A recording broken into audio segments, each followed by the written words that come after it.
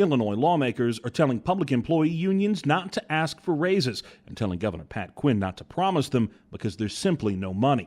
There should be a cap on state funding for wage increases and benefits in the new contract, as we have capped everything else in the budget.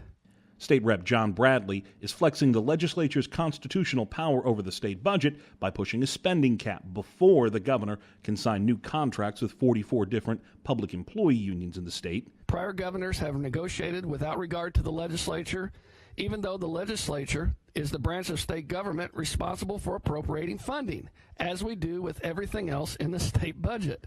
Governor Quinn gave Illinois' biggest public employee union, AFSCME, a guarantee that he wouldn't fire anyone or close any state facilities just days before the 2010 election, and the governor before that, Rod Blagojevich, gave AFSCME what was called the most generous public employee contract in the nation back in 2002. But AFSCME boss Henry Bair says Illinois' current fiscal problems, $100 billion in pension debt and $9 billion in unpaid bills, are not his fault. We understand the realities of the economy.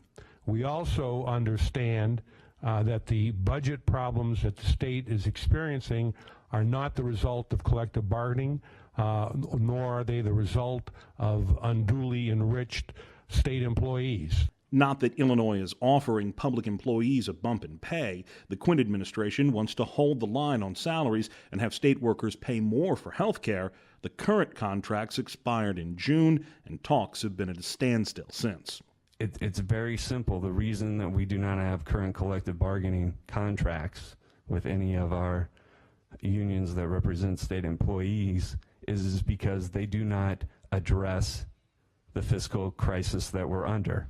In fact, their proposals would make it worse.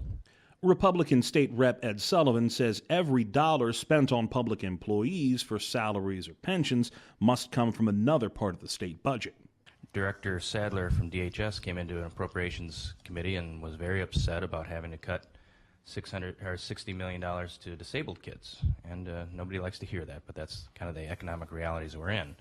$60 million. The next question was, well, what's your pay increases? And she said, well, it's $60 million. So it's pay raises in the economy that we're in, or cut disabled kids. Or more taxes. Illinois' temporary tax increase is set to expire in 2 years, but every dime of that has already been eaten up by skyrocketing pension costs.